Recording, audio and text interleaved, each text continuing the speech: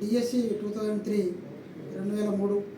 DSC 2003 పోరాట ఉద్యోగ పాత పెన్షన్ పోరాట సమితి ఆధ్వర్యంలో ఈరోజు హైదరాబాద్లోని జరిగిన జేఏసీ తెలంగాణ రాష్ట్ర ఉద్యోగుల జేఏసీ ఆధ్వర్యంలో జరిగిన సమావేశానికి విచ్చేసి మన ఈ సొసైటీ 2003 సంవత్సరం ఉద్యోగుల పాత పెన్షన్ పోరాట సమితి ఉద్యోగుల అధ్యక్షులు మాడవేణి వినోద్ కుమార్ గారు, అదేవిధంగా కోశాధికారి గారు గుంటి వేణుగోపాల్ గారు, ప్రధాన కార్యదర్శి ఇమ్మడి సంతోష్ కుమార్ గారి ఆధ్వర్యంలో ఈరోజు హైదరాబాద్లోని మా కార్యాలయంలో సమావేశం ఏర్పాటు కావడం జరిగింది.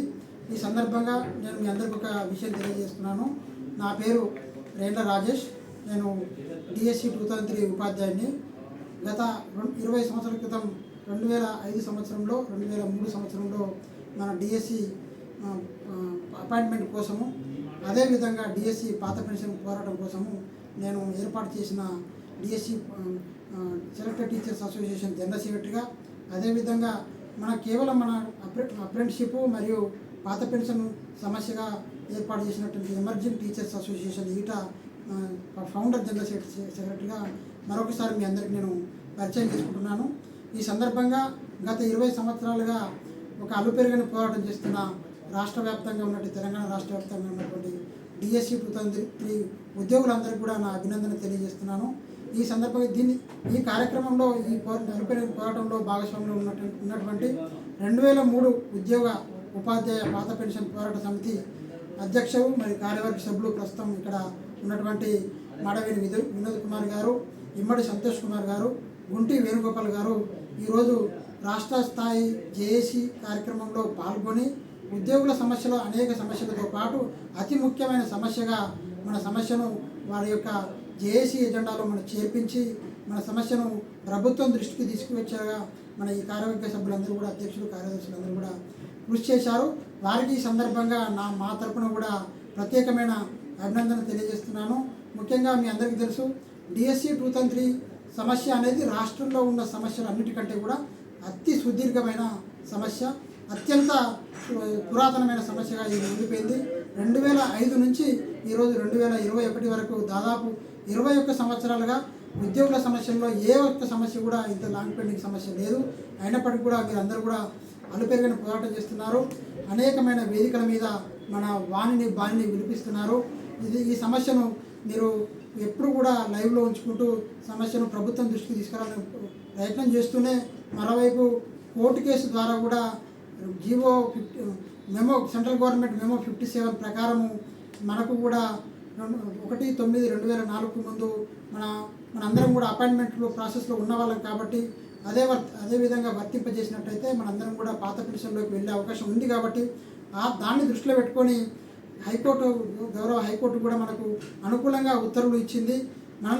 మనకే కాకుండా జ్యుడిషియల్ ఎంప్లాయీస్కి కూడా ఇదే రకమైన ఉత్తర్వులు హైకోర్టు ఆర్డర్స్ ఇవ్వడం జరిగింది. ఇవన్నీ కూడా ప్రభుత్వ పరిశీలనలో ఉన్నాయి.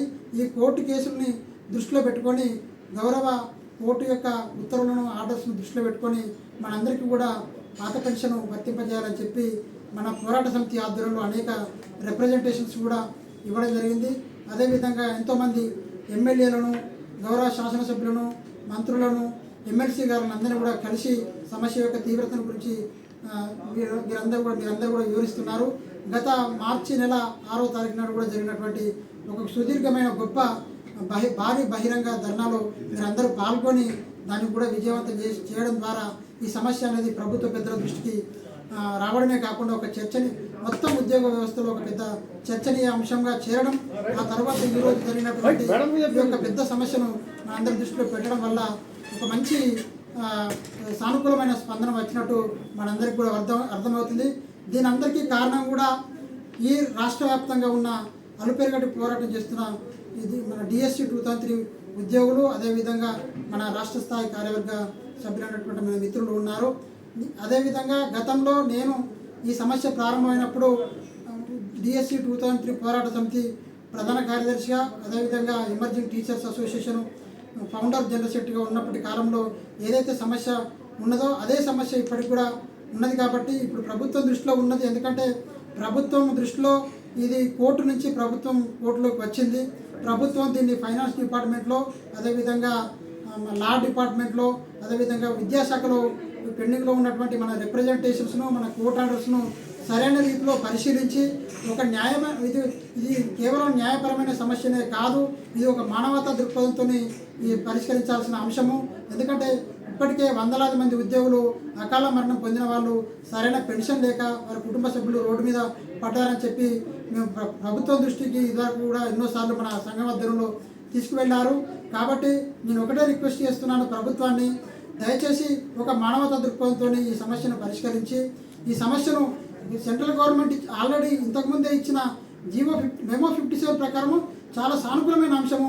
దీన్ని మరింత డెడ్లైన్ చేయకుండా ఇతర విషయాల్లోకి వెళ్లకుండా డిఎస్సి 2003 ఉద్యోగుల ఉపాధ్యాయుల సమస్యను ప్రత్యేకంగా పరిశీలించి ప్రభుత్వానికి నివేదికలు ఇచ్చినట్టయితే ఈ సమస్య పరిష్కారం అవుతుంది.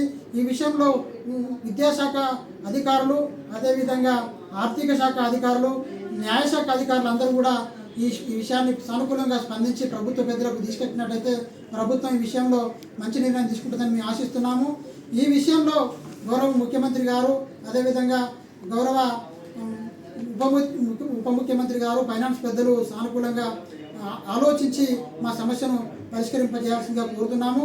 మరీ ముఖ్యంగా ఈరోజు మన సమస్యను ప్రధానమైన సమస్యగా ఈరోజు జేఏసీ ప్రధానమైన డిమాండ్లో చేర్చడానికి సహకరించిన మన తెలంగాణ రాష్ట్ర జేఏసీ చైర్మన్ మారం జగదీశ్వర్ గారికి, అదేవిధంగా JAC secretary general Eluru Srinivasarao గారికి, అదేవిధంగా జేఏసీ పెద్దలందరికీ కూడా మా డిఎస్సి 2003 ఉద్యోగుల ఉపాధ్యాయుల తరపున, అదేవిధంగా డిఎస్సి 2003 ఉద్యోగ ఉపాధ్యాయ పాత పెన్షన్ పోరాట సమితి తెలంగాణ రాష్ట్రం తరపున ప్రత్యేకమైన ధన్యవాదాలు చేస్తున్నాము.